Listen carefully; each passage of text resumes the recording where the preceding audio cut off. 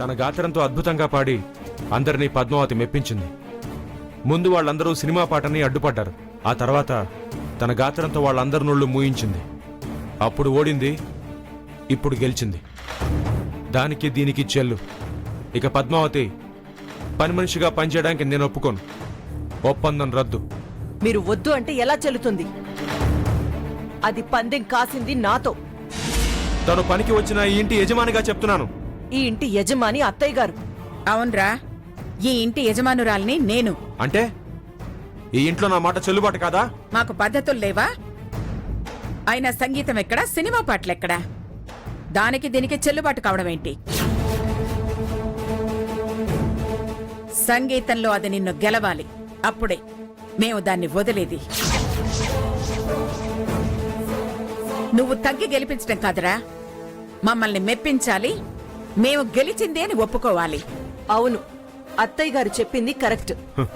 అయినా మీరు ఈ జన్మకు అంగీకరించరు.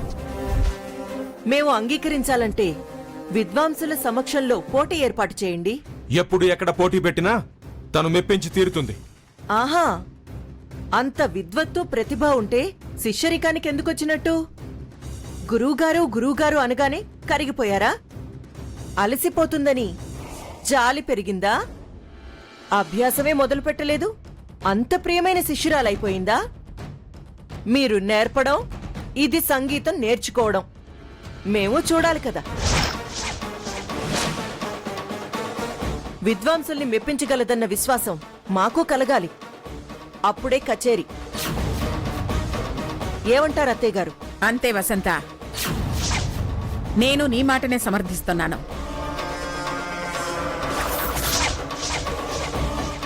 అంత గొప్ప సంగీతం పాడగలను అనే నమ్మకం ఉంటే వచ్చే నెలలో శ్రీ శ్రీ శ్రీ విరాట్ మహేంద్ర స్వాముల వారు, హిమగిరి పీఠాధిపతుల వారు వస్తున్నారు కదా, అప్పుడు వారి సమక్షంలో కచేరీ ఏర్పాటు చేద్దాం. నీ నమ్మకం తను నిలబెడితే, తన ప్రావీణ్యం ప్రదర్శిస్తే నీ కోరిక ప్రకారమే తనని పని మనిషిగా మానిపిస్తాను. బామ్మగారు చెప్పింది బాగానే ఉంది గురువుగారు. ఏయ్, పని మనిషివి పని మనిషిగా ఉండు. వరసలు కలిపి పిలవకు, ఒళ్ళు మండుతుంది. పెద్దమ్మగారు అని పిలువు. నన్ను ఎలా పిలవాలో అర్థమైందిగా? అర్థమైంది. ఈ లోపు పని మానితే మీ గురువుగారు పని చేయాల్సొస్తుంది.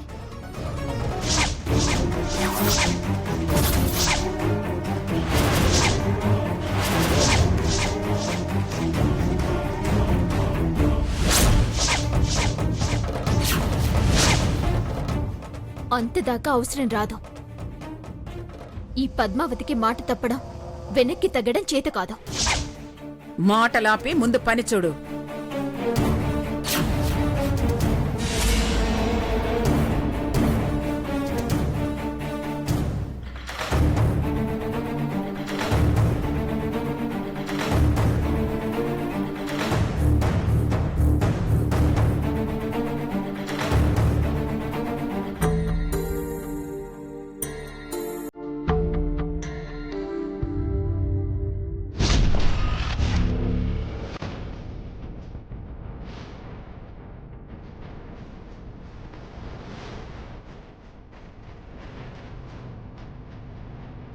ఆవిడ కారు అంత తీపైందా? అంతటి మధుర క్షణాలా? ఆవిడే కావాలనుకుంటే నన్నెందుకు ఆహ్వానించారు? అసలు పెద్దమ్మ గారు ఎక్కడున్నారు, ఎలా ఉన్నారు, ఎప్పుడు వస్తారు, వస్తే క్షమిస్తుందా?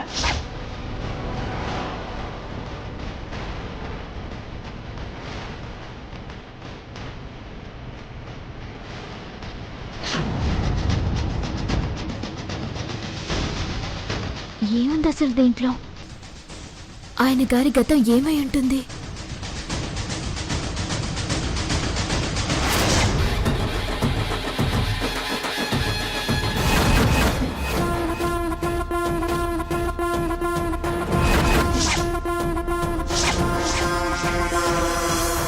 ఏయ్!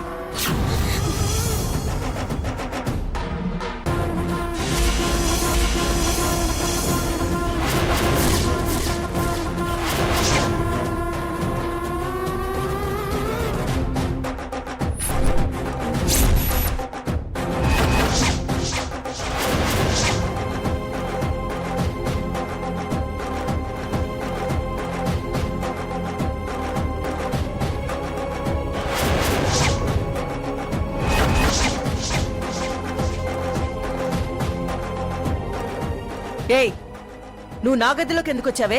బెడ్షీట్స్ తీసి పిండేసి లోపల మడత పెట్టి పెట్టేశాను. అలాగే ఈ రూమ్ కూడా క్లీన్ చేద్దామని వచ్చాను. ఎవరు రమ్మన్నారే? ఇది నా పర్సనల్ రూమ్. నా రూమ్లోకి ఇంకెప్పుడు పర్మిషన్ లేకుండా రాకు. రాకూడదని నాకు తెలియదుగా. ఎక్కడైనా అడిగి రావాలి. అది సంస్కారం. ఇంత చిన్నదానికి సంస్కారం గురించి ఎందుకు? తెలియకొచ్చాను. ఇంకోసారి రాన్లే. ఏంటి వెటకారమా? ఈసారి దొరికావనుకో వాతలు పెడతాను. అంతదాకా రానివ్వనని చెప్పాను కదా. హద్దుల్లో ఉండు. చెప్పింది చెయ్యాలి. సొంత పెత్తనాలు పెట్టుకోకు. ఇలా గదిలో దూరడం, సందు దొరికితే ఎత్తేయడం ఎవరికి తెలీదే నీ బుద్ధి. ఏయ్ చూడండి, అంత గతిలేని వాళ్ళం కాదు. నీచే బుద్ధి మాకు లేదు. పెట్టి చేయ కాని యాచించే బుద్ధి లేదు మాకు. చేసింది చాలు. వెళ్ళవతలికి.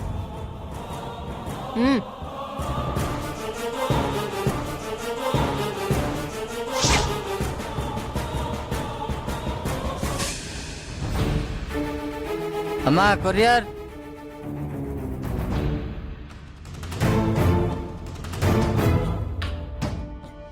ఎక్కడి నుంచి? బ్యాంక్ నుండి వచ్చింది మేడం. ఇక్కడ సంతకం చేయండి.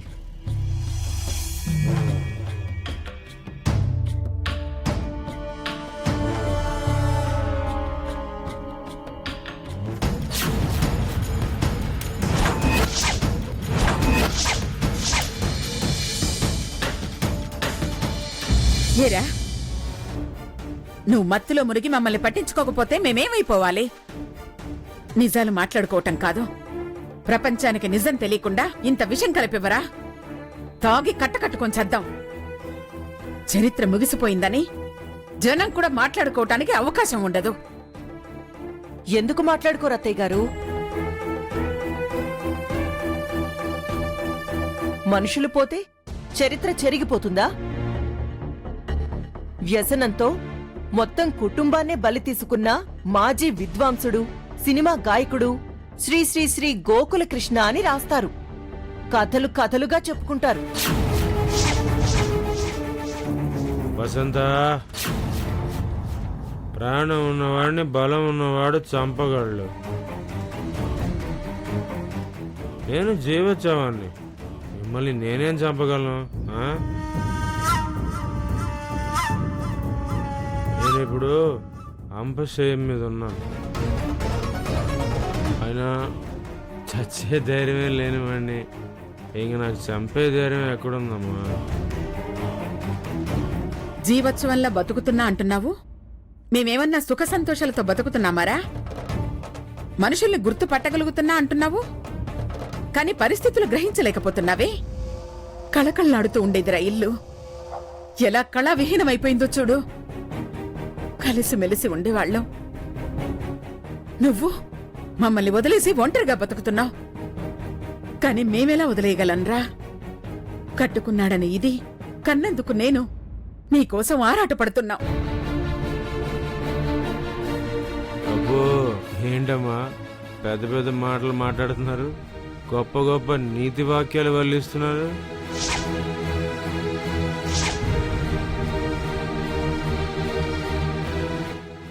పరువు వీధికెక్కబోతుంది. సిరి తిరిగి వెళ్ళిపోతుంది. అయినా నేను బాగానే సంపాదించి పెట్టాగా. ఏం తరిగిపోయింది, ఏం తరలిపోయాయి? వసంత, నా పతనంతోనే ఈ ఇంటి పరువు వీధి పాలైపోయింది. కొత్తగా పోవడానికి పరువు ఏం మిగిలిందని. కూర్చొని తింటే గుట్టలు కూడా తరిగిపోతాయి. మహామహా విద్వాంసులని నమ్మి కేజీల కేజీలు మోసుకొచ్చిన బంగారం మీరు గొంతు తడుపుకోవడానికే సరిపోతుంది. బ్యాంకు వాళ్ళు నోటీస్ పంపించారు. బంగారం తిరిగి విడిపించకపోతే వేలం వేస్తారంట. కావాలంటే చూడండి. ఒరేయ్, దాని పుట్టింటి వాళ్ళు పెట్టిన నగలరా. నువ్వు పాట మానిన దగ్గర నుంచి అవేరే మనల్ని పోషిస్తున్నాయి. అది నన్నేం చేయమంటావమ్మా? మత్తులోంచి బయటికి రమ్మంటున్నాను. మనిషిగా మారి మమ్మల్ని మనుషులుగా చూడమంటున్నాను. ఆశపడొచ్చి మోసపోయాను. మోసపోయిందాన్ని ఎలాగూ మోసపోయాను. రేపు నా బతుకు నవ్వుల పాలు కాకుండా ఉండాలంటే నా నగలు వేలం పాలు కాకుండా చూడండి. విడిపించి తీసుకురండి. ఓ పని చేయి, నన్నేమైనా తూగాని వేస్తారేమో కనుకో, నన్ను నేను ఇచ్చేసుకుంటాను. నాకేం అభ్యంతరం లేదు.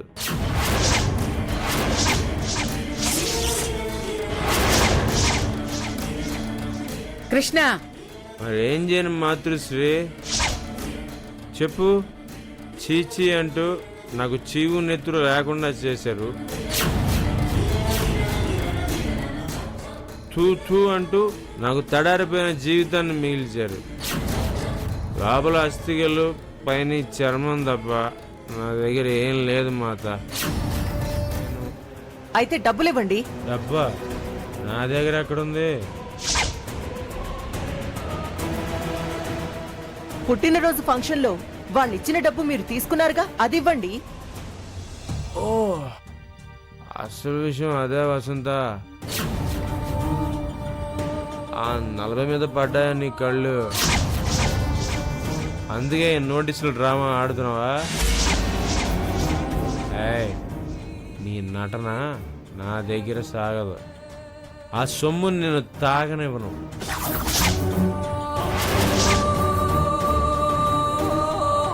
అది అమ్మవారి సొమ్ము, సరస్వతి అమ్మవారి సొమ్ము.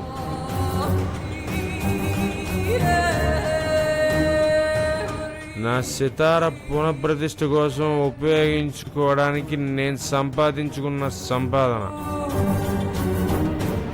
పైగా అది నేను సంపాదించింది కాదు, నా శిష్యురాలు పద్మావతి నన్ను గెలిపించి సంపాదించింది.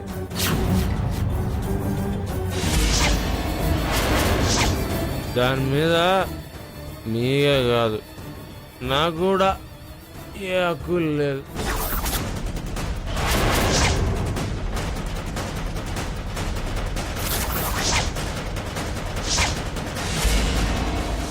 ఈ పూట నుంచి కంచంలో ఒక ముద్ద కూడా పెట్టను. మంచిది, అదే మంచిది. నువ్వు అలా చేస్తే మందు త్వరగా తలకెగుతుంది. అయినా మత్తొకటేనమ్మా మరుపునిస్తుంది తెలుసా. ఇంక వెళ్ళండి, వెళ్ళండి.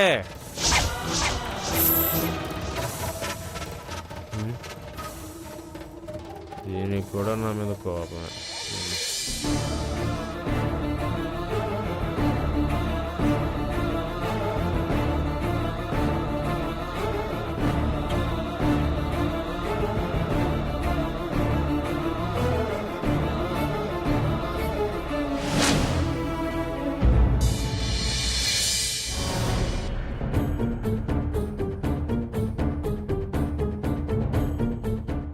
పద్మావతి, అమ్మ పద్మావతి.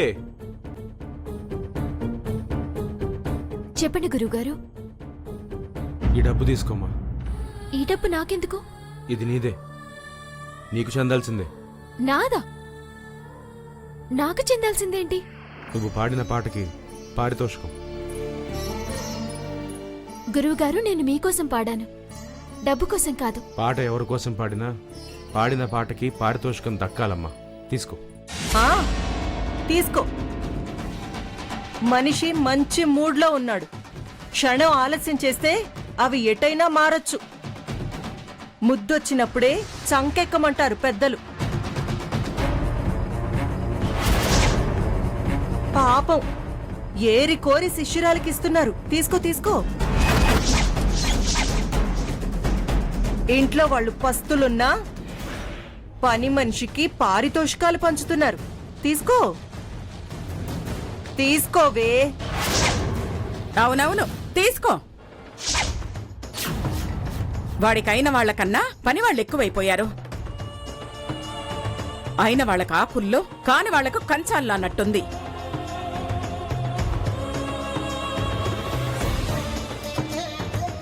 యువతల దీని బంగారం వేలానికొచ్చిందిరా అంటే నేనేం చేయను, నన్నేం చేయమంటావని వేలకు వేలు పట్టుకెళ్లి ఈ పరికి మాలిన దాని చేతిలో పెడుతున్నా.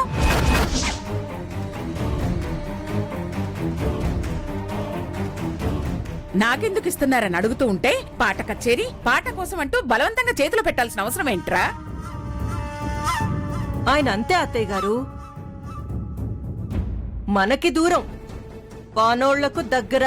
పిచ్చి పిచ్చిగా మాట్లాడకో. ఏంటి పిచ్చి? కచేరీ ఒప్పుకుంది మీరు, అడ్వాన్స్ తీసుకుంది మీరు. ఆ డబ్బులతో సితార తెచ్చుకుంటాను, సరస్వతిని ప్రతిష్ఠించుకుంటాను అంటే సరేలే పాపం, సంగీతం మీద సరస్వతి మీద ప్రేమ కదా అనుకున్నాను. నగలకు ఇవ్వనన్నా సర్దుకున్నాను. ఎవరి కష్టాలు వాళ్ళవి అని సరిపెట్టుకుంటే ఎంత బాగా తీసుకొచ్చి దీని చేతిలో పెడుతున్నారు. వసంత, అన్నీ తెలిసి అతి తెలివితేటలు ప్రదర్శించకు. అక్కడ జరిగిందేంటో నీకు తెలీదు? అక్కడ పాట పాడింది ఎవరు, చప్పట్లు కొట్టింది ఎవరికి? అమ్మ రాలేదు కాబట్టి ఆవిడ్ని మాయ చేయాలని చూస్తున్నావా?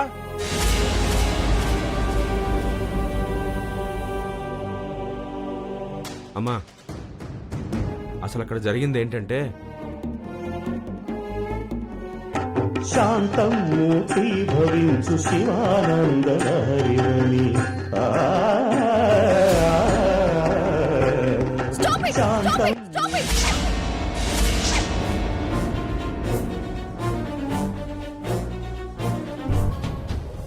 50,000 కుమ్మరిస్తూ ఈ ఫంక్షన్కి వచ్చిన నా ఫ్రెండ్స్ కి అర్థం కాని ఈ పాటలేంటి? చూడండి, మా వాళ్ళు కచేరీ అనే పిలవచ్చు. అంత మాత్రం చేత మీ పాండిత్యాన్ని ప్రదర్శించి మాకు పిచ్చెక్కించే ప్రయత్నం చేయొద్దు. మా ఇష్టానికి పాడి మమ్మల్ని మెప్పించి తృప్తిపరిచేలా పాడి పారితోషికం పట్టుకెళ్ళండి. మీ ఇష్టానికి పాడడానికి నేను ఇక్కడికి రాలేదు. అయితే నా వల్ల కాదని, తప్పైందని చంపలు వేసుకుని క్షమాపణ చెప్పి అడ్వాన్స్ తిరిగి ఇచ్చేసి వెళ్ళండి.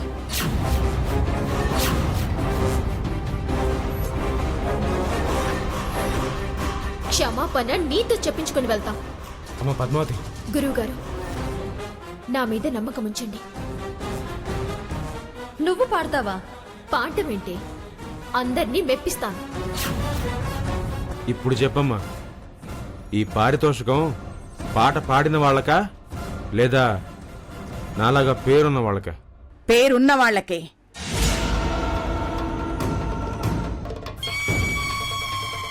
పేరున్న వాళ్ళనే కదరా పిలిచేది. పక్కన వచ్చినంత మాత్రాన, ఏదో ఒక పాట పాడినంత మాత్రాన అన్ని వేలిస్తారా? నాకు తెలిసి వాళ్ళు దీని పాట వినలేదు. నీ పేరు ప్రతిష్ట తెలిసి నిన్ను చూస్తూ నీ గొంతుగానే భావిస్తూ వినుంటారు, మెచ్చుకునుంటారు. లేకపోతే ఈ ఊరు పేరు లేని పిల్లపాట ఎవరు వింటారా? వేలకు వేలు ఎందుకిస్తారు? ఆ సొమ్ము నీది, నీకు దక్కాల్సిందే.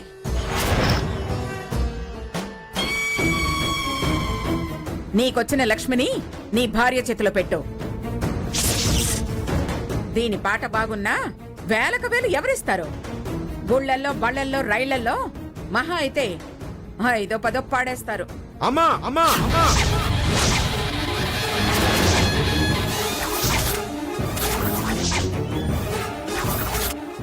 గురువుగారు,